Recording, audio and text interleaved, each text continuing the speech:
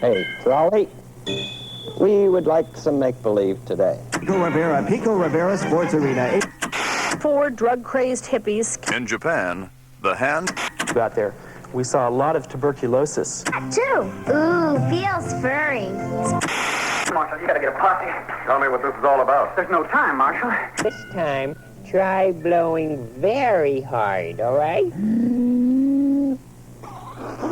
To Felix in the next exciting chapter of the adventures. That's a clever cleaver. How much... Think a universe or a million of them into existence, and he did. He could think millions of stars. Kill one. This is NonPlus for May of 1982, which interviews Agent Orange, Girlschool, and the Blasters. Regular features this issue include pre-record with Zook's Rift and Discontents with Stan Ridgway from Wall of Voodoo. What is this thing called love? There's no such thing, there's no such thing. Doesn't matter, there's no such no, there's no such thing, there's no such thing. Doesn't matter, there's no such no, there's no such thing.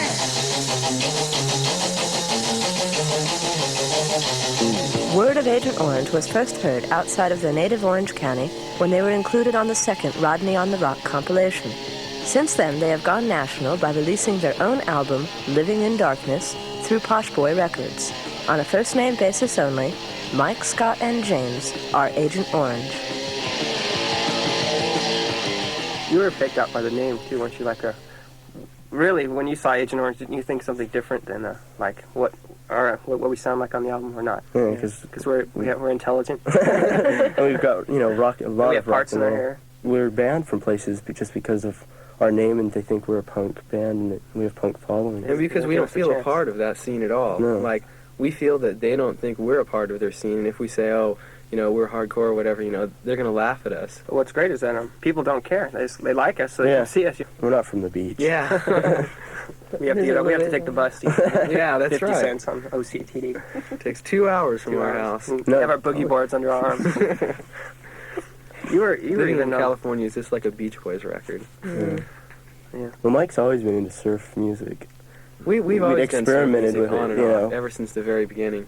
And just experimented without really playing it. Yeah, we didn't have a repertoire of surf songs in the set or anything, but I guess it was just the surf songs that made us seem like surf band, surf punk band, whatever you want to call it. It was that did it.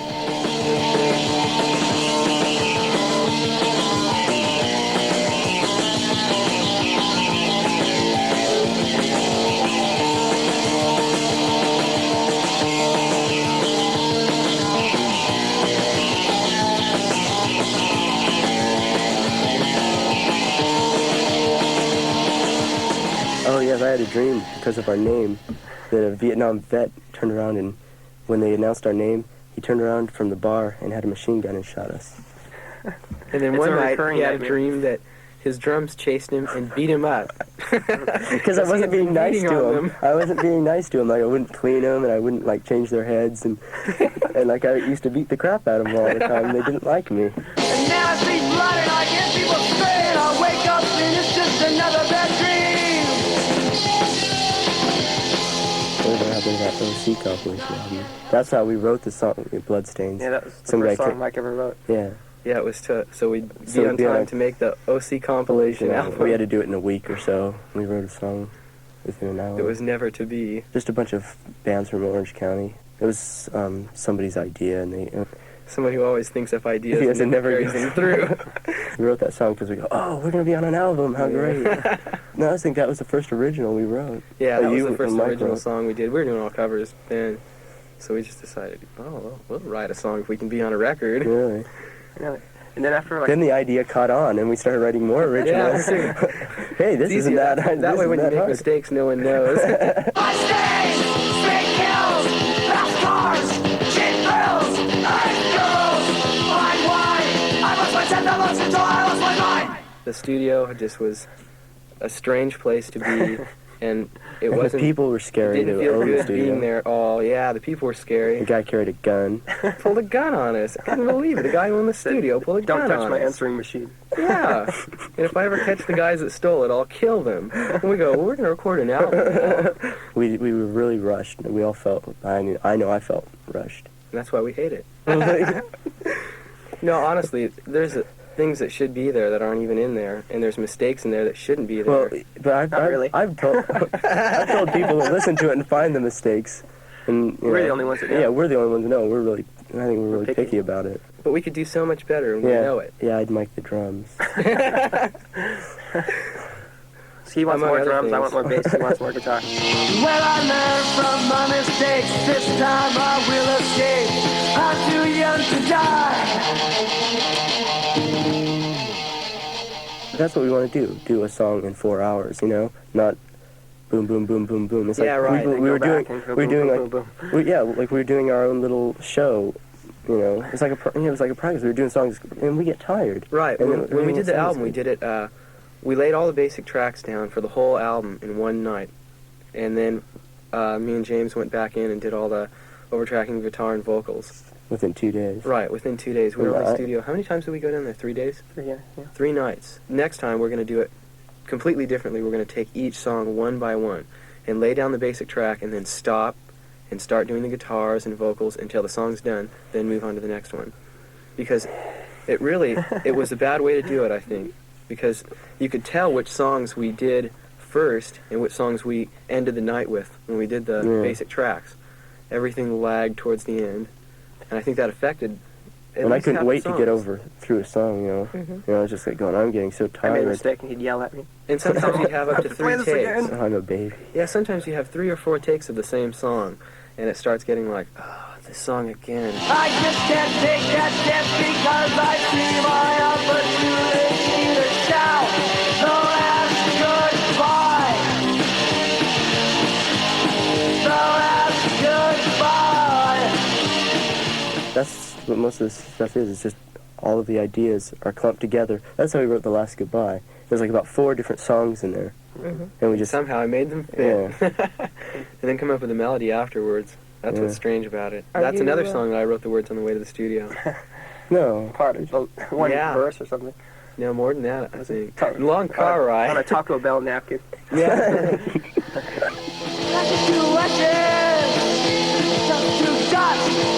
Last night I knew somebody that I could trust, now I'm not so sure. I feel safe just being alone, living in darkness, living in a world of my own. I feel safe just being alone, living in darkness, living in a world of my own.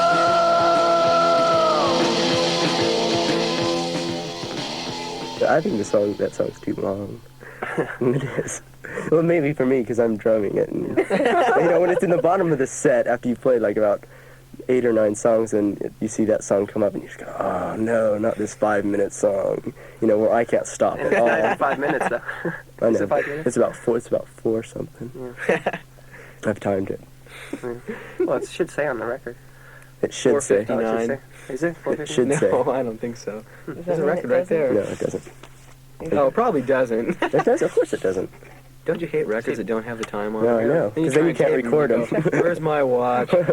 Then you have to add them all up, and you have to remember to bring over. You have to multiply it by 6. Because there's 60 seconds in a minute, not 100 seconds in a minute.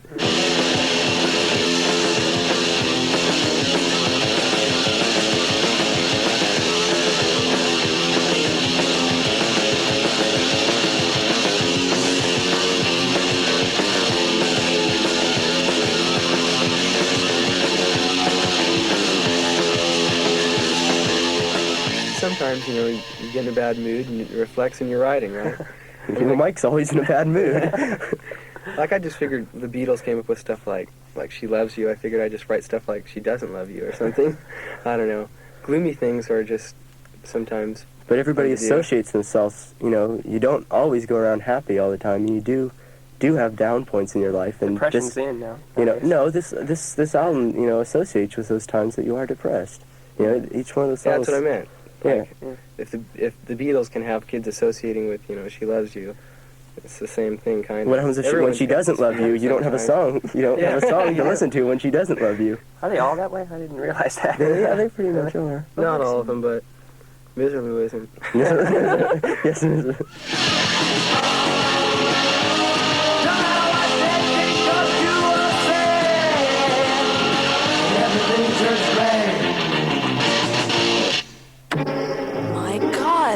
What is it? I'm not sure, Marge. It looks like a record offer. All I want is just have fun.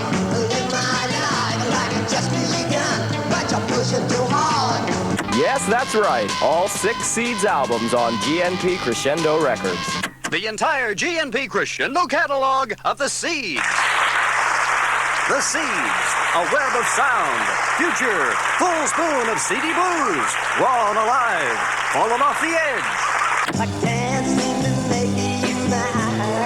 Oh, I can't seem to make you mine. I can satisfy, I can satisfy, I can satisfy you. All 6 Seeds albums are available through mail order for $7.98 plus $1 postage and handling. Doctor, you don't mean... Yes, I'm sorry. You'll have to include $7.98 plus $1 for postage and handling. Send check or money order for the Seeds to GNP Crescendo Records, 8400 Sunset Boulevard, Los Angeles 90069. Be sure to include your name and address.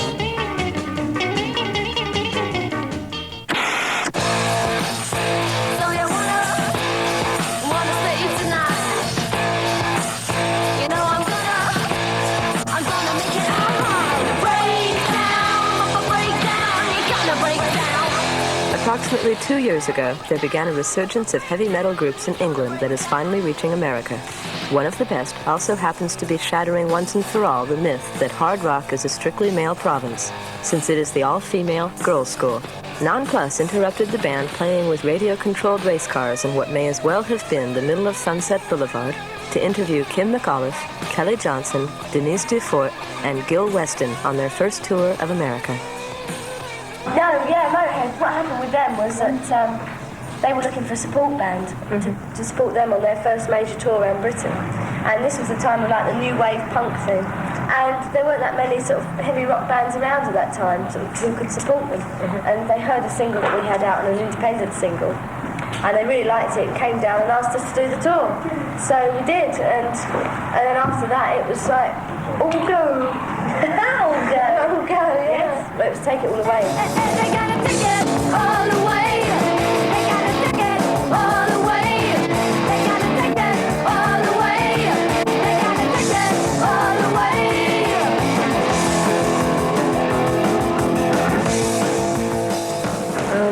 It's always been there. There was that, revival, the British heavy metal thing last year. Was it last year now? 2 years ago? 2 years ago. 2 years ago. At least. Where like everywhere was just heavy metal, But now it's sort of calmed down a bit and it's just like the same as it was before. There's bands playing around.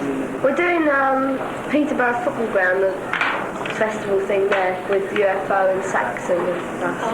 But we're not doing Donington. We did Reading last year, Reading Festival. We headlined that on Friday.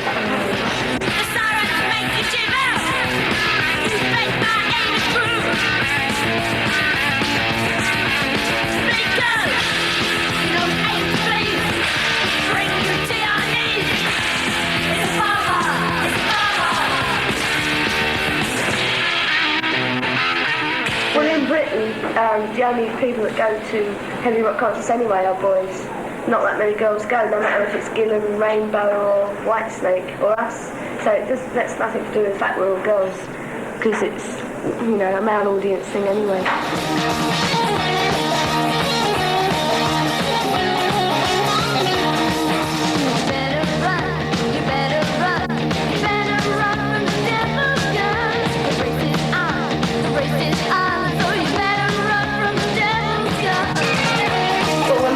Started off, like before, we got professional and serious and everything, we couldn't even get gigs because people wouldn't book us because we were all girls and they thought we'd be too awful, Which is terrible, really, when you think about it.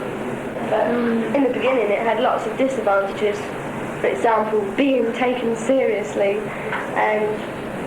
But now there's no problem because people are getting used to it. It's not such a big deal having a girl band. Well, there's already like girl bands. There's like the Bell Stars, like Pop, the Modettes, Rock God, there's quite a few bands that are coming up. We were the first. The first. Well, the Runaways were over here as well, weren't they? We've seen them once. Yeah, we saw them once. I think the drummer was really good. Drummer was the best. Because see, the thing about them was they were sort of manipulated by a man, weren't they?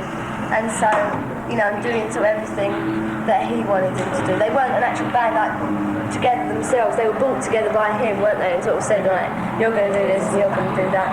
So when we came out, everybody sort of thought that there was going to be some confounding behind this, which of course there wasn't.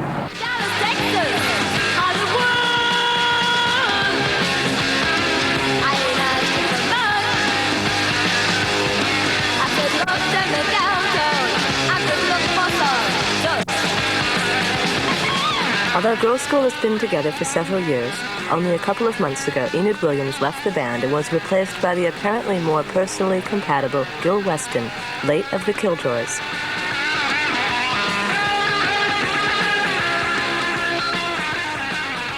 So mainly the Killjoys. Punk rock. Rubbish! I don't know actually, I don't Quite probably the fastest punk band the world's ever seen. Fastest punk band in the West. It was. People who saw the Rosillos and the Ramones thought that we were about twice as fast. They used to run around on stage like madmen, didn't you? Yeah. I'd love to What see you do for a laugh? It's on film somewhere. I've got to see. You got video? There's a feature film. Oh really? Thingy, a documentary. What's it called? Punk in London. Oh! What's it on with? I saw that because I was on that. I was standing on a table in the vortex. You could see Jack. You could see me.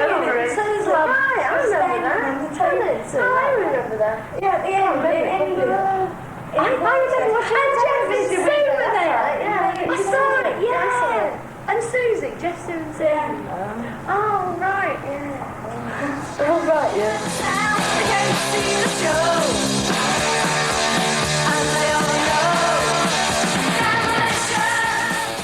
Girlschool has only had one American release, Hit and Run on Stiff America. That album is actually a compilation of their two British albums, Demolition and Hit and Run on Bronze Records.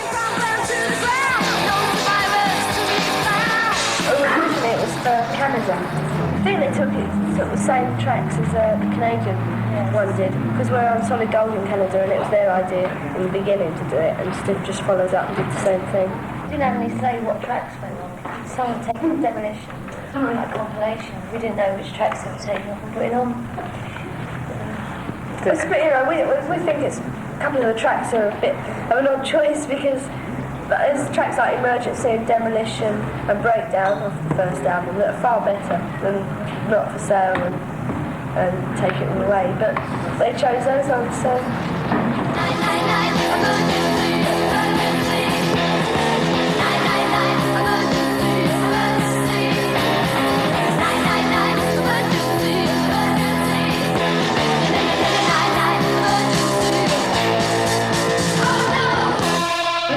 Voted 2 years running the worst album cover. I think we've got in the top 10 2 years running so far, so you never know, the third one might get in there too.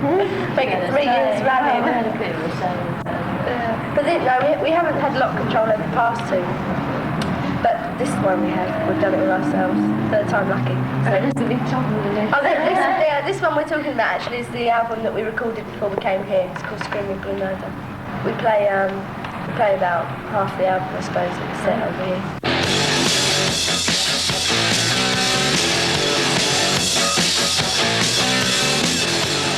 Screaming Blue Murder, the upcoming Girlschool album, points up the artistic development of the band. The four musicians acknowledge that there is a change in their new songs.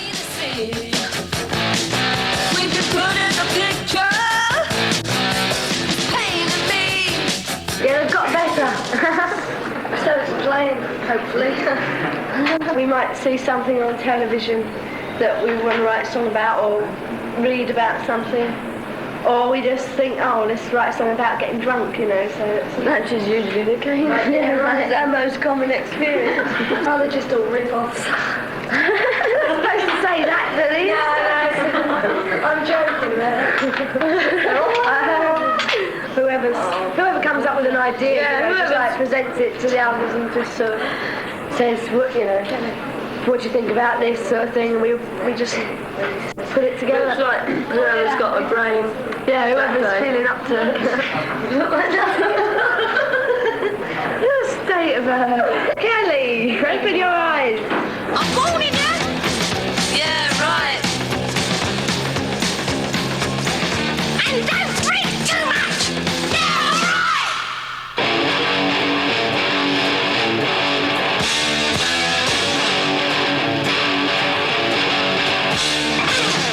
Especially in the early days, we had a lot of sort of things happening to us because things didn't run so smoothly. Like we got hotels and proper transportation now. In those days, we just used to crash out in the van with the equipment and everyone else.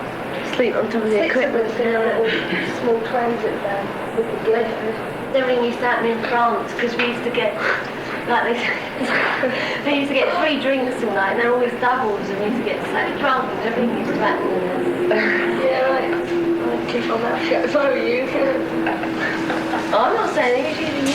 I know better now. I found another way. One thing I know for sure. I'm gonna live for today. Say goodbye to the bad times. Now I'm free of my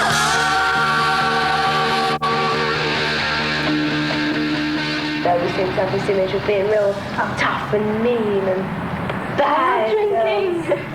Are you? Bad girls. Well, we drink a lot, yeah, but we're not at all. So. We're weedy. We're not even weedy. We just. No, we're not weedy. That's good performance. Just not when they meet you, they know. We're just normal. Happy-go-lucky. We're somewhere in between tough and mean and normal and stupid. We're the happy We're delinquents. No. There's something we can do about it. Well, I mean, we're happy with it because you don't have to make out that you're anything different then. You can't lapse into a sort of image that you're not supposed to have if that's the one that you've got anyway, if that's what you are. Yeah, I couldn't imagine having to keep up to one all the time. It must be a real drag. Glad to be thinking, if there's a person we're starting it. No, just ourselves. Too much effort to be anything else. They're too lazy to get any image up. Can't bother. No point, it's a waste of time. Don't wanna be like any other. But everything it seems too much cover. I just don't care what you say. I'm gonna do it anyway. Nothing to lose, nothing to lose.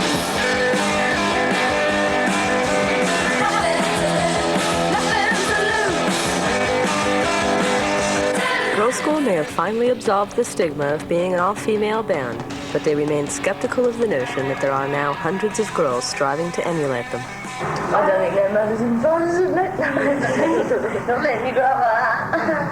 I don't know. There's a couple of like all-girl bands starting off, like heavy rock bands in England now, who said that like we've been, an influence on them. Because I suppose because they're really young, like 17, not really, 17. There's one of them, the drummer's 14. So I suppose we are going to be sort of an influence in the way anyway, because any band that gets sort of seen around a lot is going to influence people in one way or another, aren't they? No matter what they are. So good, isn't it? Yeah, I think it's good because it's about time our girls got up and started playing as well. I don't see why they don't. But it's good fun.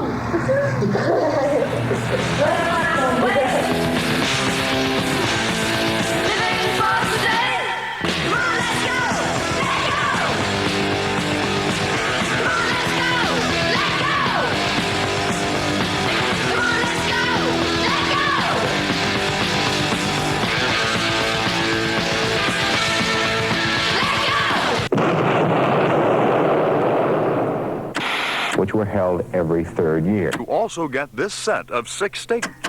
Your ignorance makes me ill and angry. Marshal, you gotta get a posse.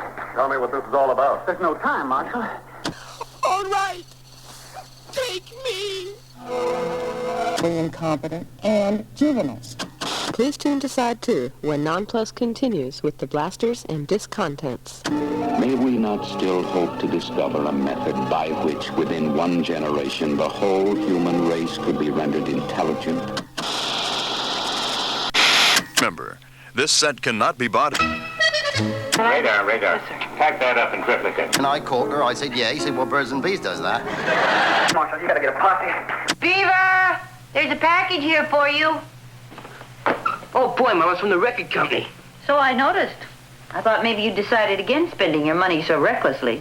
Oh, no, Mom. I couldn't pass up a neat deal like this. You know what I got for my 87 cents? Couldn't guess. Well, I got Billy Baxter's Crying and Sighing and Dying for You, my Wild Irish Geisha, and You're Driving Me Ape, you big gorilla. Some bargain, huh, Mom? Some bargain.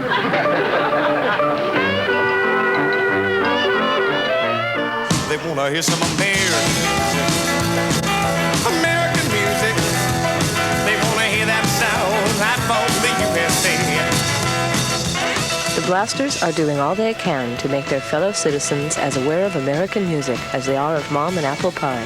Musicians Phil Alvin, Dave Alvin, John Baz, Bill Bateman, and Gene Taylor are the band members, but NonPlus spoke mainly with the brothers Phil and Dave in their ancestral home of Downey. Country swing and rock up in it too. We got jazz, country, western, and Chicago blues. It's the greatest music that you ever do. This French guy brought up the point that people think maybe we're being nationalists, you know, when we sing American music or something. That isn't it at all. I mean, we're not even talking. I mean, we're talking to them. I hope they like the song and everything. We're talking to Americans. They don't know. This song comes from 1962, dedicated to a man who's gone. 50,000 watts out of Mexico. This is the border radio. This is the border radio. This is the border radio. Since World War I, English people and the Europeans have respected that there is an American music form that exists and comes from here. And there's other guys that play it. There's English bands of Cream and stuff like that. But any way that they contacted that first came out of here, a record that came out of here, something is formed. Americans don't know it. And if we go over to England and come back via England and they buy blaster imports, that was one way that we could do it. But then what are we doing, you know? So let's go to work, drive across the country, you know, make a record, stay in the United States, because we're trying to talk about our culture. It's not that our songs are any other than American music, which still isn't like, you know, a thing. It's just we are not aware of our culture. It's all over. It's just right. It's dripping. The whole world knows about our culture. They pay thousands of dollars for our records and stuff like that. We don't know about it. Mm-hmm. So the problem's here. So I figured we should stay here, and it worked. Or it worked this far. So go to hell, England. We ain't coming up. We love England. We just would have had to hawk our shorts. We couldn't pay our rent and go over there at the same time, so we had to wait until we could financially work it out. So now we will go over there. Hopefully, we will go in the next 3 months sometime.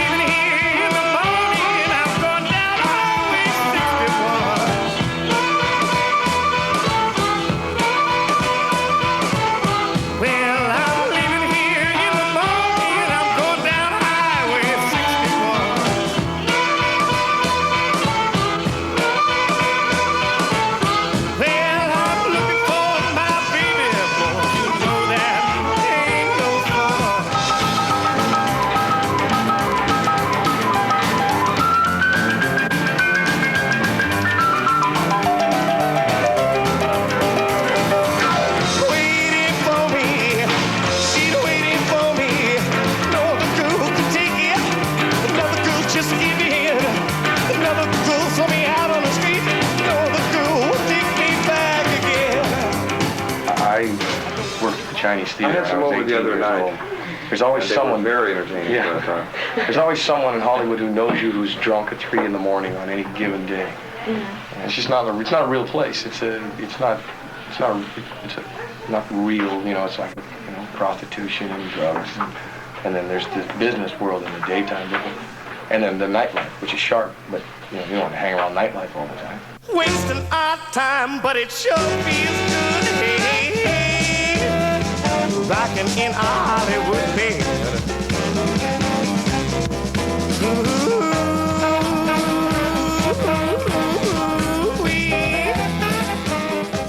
when you put me and him together, and then with Bateman, we played this wedding, and Phil couldn't get his regular guitar player, so he said, "Oh Jesus, Dave, yeah, why don't you come down and play guitar?"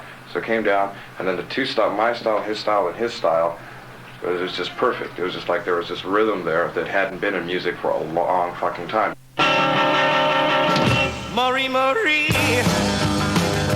playing guitar on the back porch. I sit in my car, watch she sings so sad. Marie. Downey's a bedroom community out on the southeast side of Los Angeles. We've always lived there and we're chicken to move out. Yeah. Basically, but Downey's a nice cultural spot. We say we come from Downey. We have to discuss Wenzel's music in Downey. Then, yeah, that's a very important. Wenzel's music is now the mainly collector's store, and they also sell the top 40 stuff. But in the early '60s, Wenzel's had a recording studio inside their record store. Early 60s. Well, whenever. And so, like, T-Bone Walker made records there, and Barry White made his first records there. But what it's most famous for was that's where the Chantays cut Cinnamon Cinder.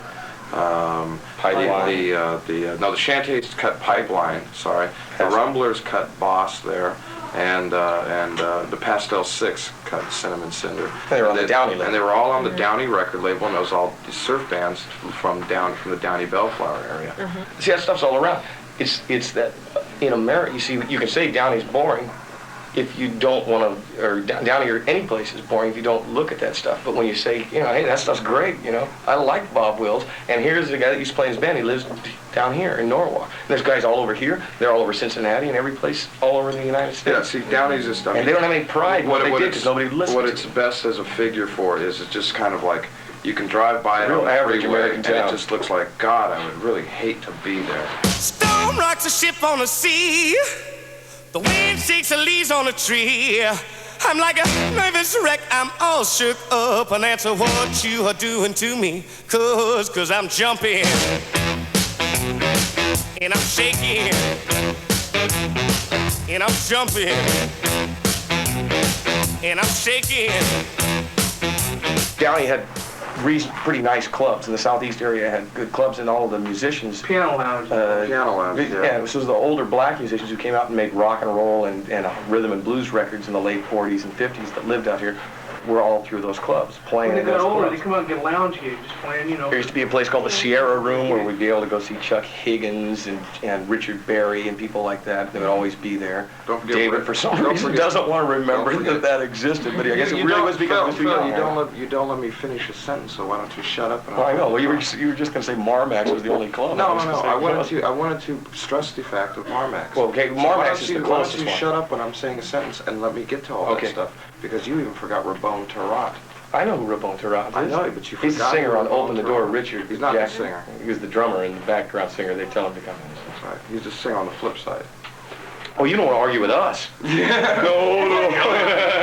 Isn't it nicer to go interview a band instead of them all going, yeah, well, we do this? They have them all, fuck you, I hate shit. That's that much nicer? We don't plan. Yeah, we have no plans, so we just tell you the truth, pretty much.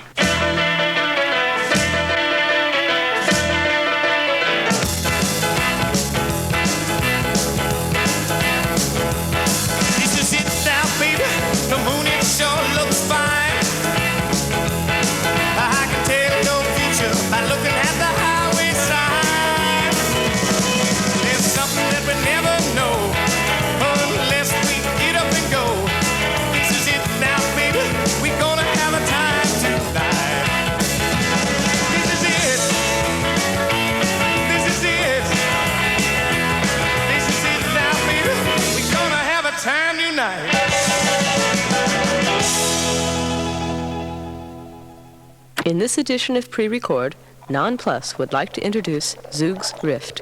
The song is titled Heart Attack and was produced by Zoog's for Thalidomide Productions. I'm having a heart attack! Can't be the same till I get my baby back. She's gone and left me broken-hearted. Came to stay, but now he's parted. Like a transcontinental island burning, floating down the 7 seas, causing the caustic formation of delicate bacteria, cuter than a mustard cake. Her loving made a beautiful sunset. Woe is me, she's gone, what shall I do?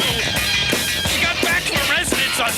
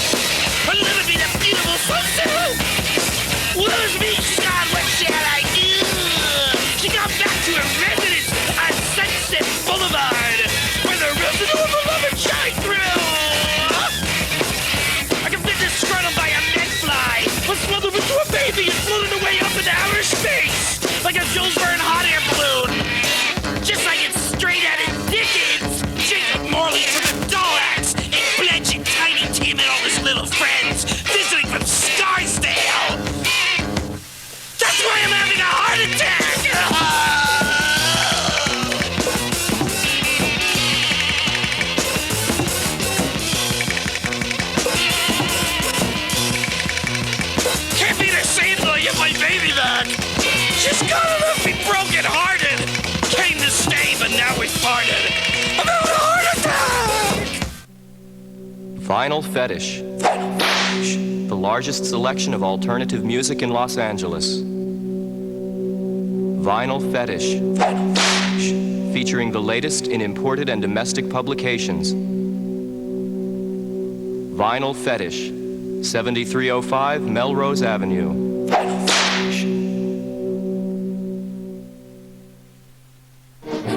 In this edition of Discontents, NonPlus is pleased to welcome Stan Ridgway from Wall of Voodoo with his reviews of new releases.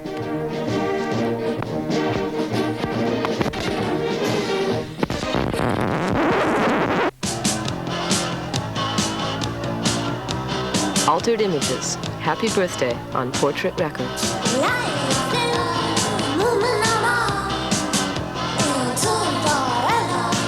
Are you sure that's being played at the right speed? I mean, that girl's been inhaling helium or something. No, I always reach for my insulin syringe whenever I hear this. I mean, I hate candy, you know. It gets so gummy and sweet and everything. So insufferably cute. I'd love to find Claire somewhere and, you know, mud wrestle with her or something.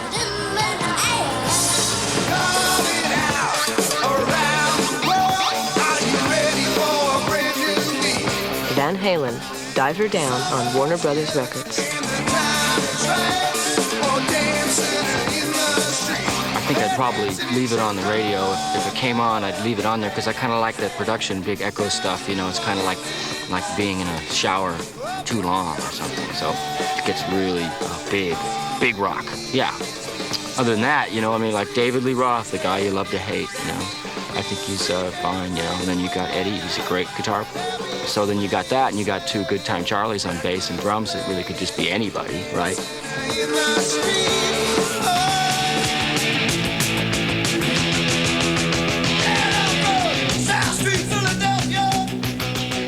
Fear, the record on Slash Records. Yeah, I really like this record. Hopefully someday a record like this will be played in the supermarkets of America while you're buying all kinds of little squashes and tomatoes and all kinds of other, you know, like things you might take home and be private with. I think this record's a real good record. It sounds really good. I'm glad they waited long enough to get a good sound out of it. And I think the cover, I think maybe they could have done better with that, but then I guess there's some sort of thing where you're supposed to stencil the front of it and then, you know, put it on your car or something. But I don't know if I'd take the trouble to do that. It's a good record. I like the gas masks, too.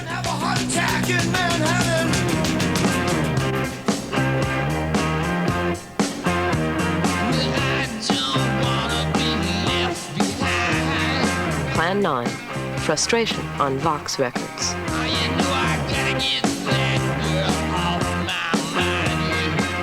I've been looking for, like, Sky Saxon for a long time. He owes me some Purple Owsley. Do you know where I can find him? Sky, I always liked your beard. I know it wasn't hip at the time, but I thought it looked really good and it was fine. But this is like Shadows of Night and stuff like that. I mean, it's good.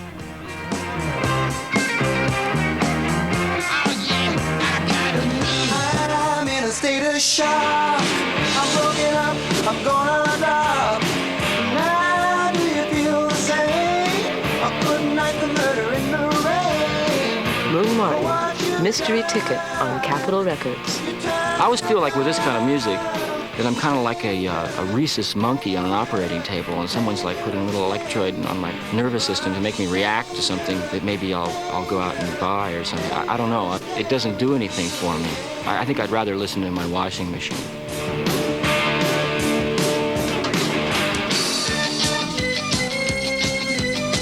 Joaquin Carrasco and the Crowns, Synapse Gap, Mundo Total on MCA Records. This game for such a long time. I've been to Texas before, and it's nothing like this, you know. I mean, I don't know if I'd really buy this. I might steal it. I mean, it's supposed to be fun. I can tell it's supposed to be like a whole lot of fun. So come on, girl. Yeah, lay it on the line. I'm waiting for confrontation. I'm waiting for contemplation. I'm waiting for confirmation. Christian Death, only Theater of Pain on Frontier Records. Okay, I'm really surprised here by the look of the album cover that there's not a song about Emmett Kelly, seeing as how they're obviously influenced by them in the makeup department, all right? Now, Christian Death, let's just hope there's not a Christian resurrection, Wilson, all right?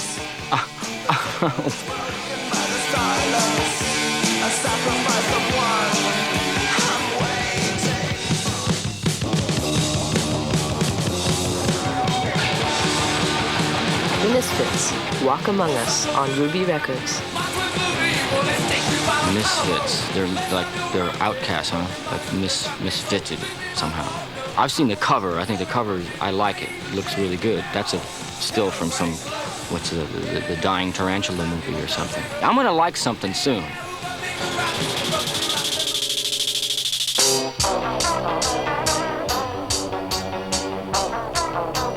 Gary Panter, Tornado to the Tater, a single on Index Records. Well, there's nothing like a whimsical art record to save your day. You know, I put this on for a soundtrack when I'm arguing with my wife, like in the kitchen, something over like butter on spinach or something like that, something stupid. I think it's like fine, you know. I mean, the guy's got an excuse. He has another job. Poster's good.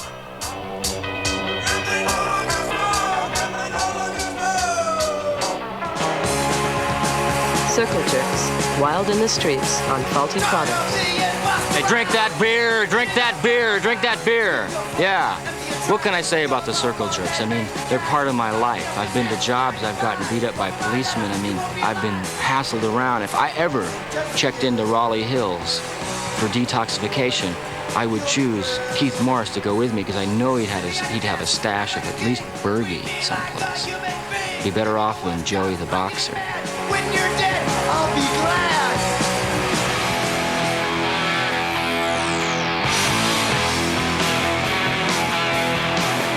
UFO, Mechanics on Chrysalis Records.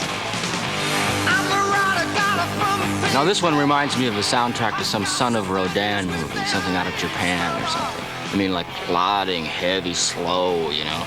I mean, if I really had a health problem and I really couldn't make it up the stairs, I'd get this record. This is a good record for that. All the shops don't need a Fleet Street tea.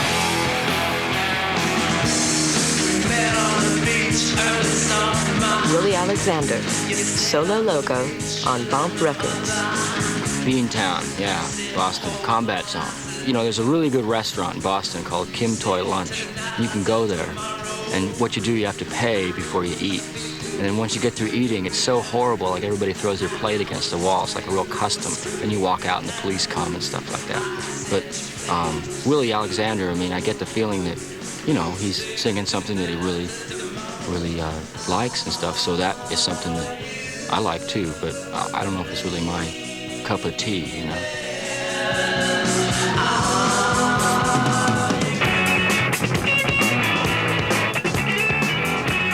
Minutemen, The Punchline on SST Records. All right, roll right on. Funky, white, suburban funk stuff.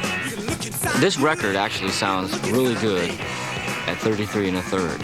You play it like that, the singer sounds like he's Fred Gwynn, or maybe Abe Vigoda or something like that. And it's really good that way, and you can also play it at speed that's supposed to be played at, which is 45, and that sounds really good. But I like the record. Actually, I was trying to figure out what I liked better, the cover or the sound on the record, you know. But I think I like the record more.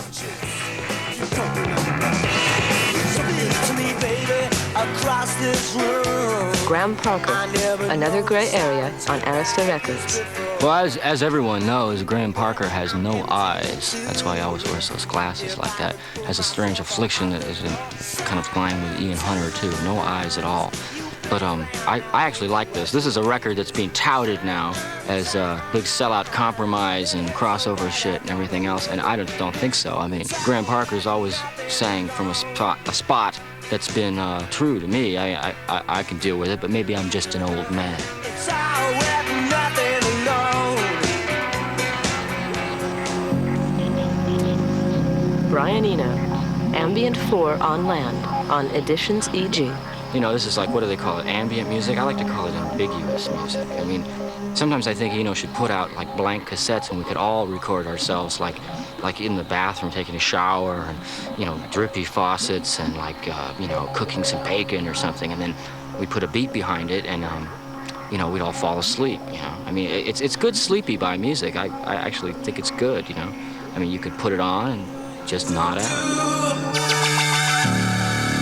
The Human League, Dare on A&M Records. No, I am no stranger. I know rules are a bore, but just to keep you from danger, I am the law. Okay. Well, I don't know. I mean, sometimes when I listen to this, I'd rather curl up with a Harlequin romance novel, or something. I mean, it's kind of like, gee, thanks, Human League, for telling me to take the dare to love, I mean, I really think there must have been a real sale at Harrods, on mascara and eyeshadow for this record. Basically, I don't think I'd be listening to this next year.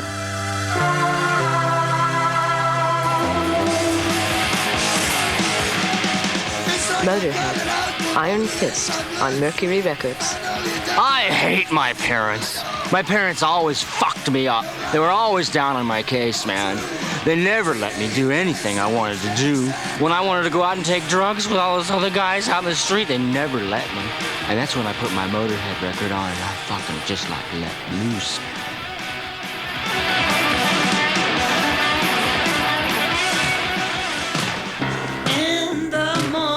Jules Holland and His Millionaires on IRS Records. The English people invented rhythm and blues music, and they actually invented Negroes up in Bristol, somewhere around Leeds, and then they put them on this big barge and sent them over to the Delta, and then, that was the end of that when we started all this thing here. But I'm a kind of a sucker for the way Jules Holland plays fast piano stuff. I didn't like it. It was dull. And I know there's a bell to crack. Walla Voodoo, Dark Continents on IRS Records. This is a brilliant record. Everything on this record is perfect. I think you should buy this record right now. If you can't buy it on discount, buy it list. It's okay. It's worth it. It's worthwhile. You buy this and you'll know that you're helping out 4 starving young people. Please buy that. This is Jimmy Swaggart signing off. Thank you. 9 through 11, Long Beach, man. Blood. At the moment of sacrifice, let no blood be spilled. Unafflicted. Heal. Heal. In the name. Marshal, you gotta get a posse. Tell me what this is all about. There's no time, Mark. NonPlus is willing to consider all suggestions and contributions, especially in the form of tapes and records for either pre-record or discontents. Contact Chris Marlowe through NonPlus at 1154 Northwestern Avenue, Suite 211, Los Angeles 90029. I'm Winslow Leach, the composer. But that doesn't work on a tomato.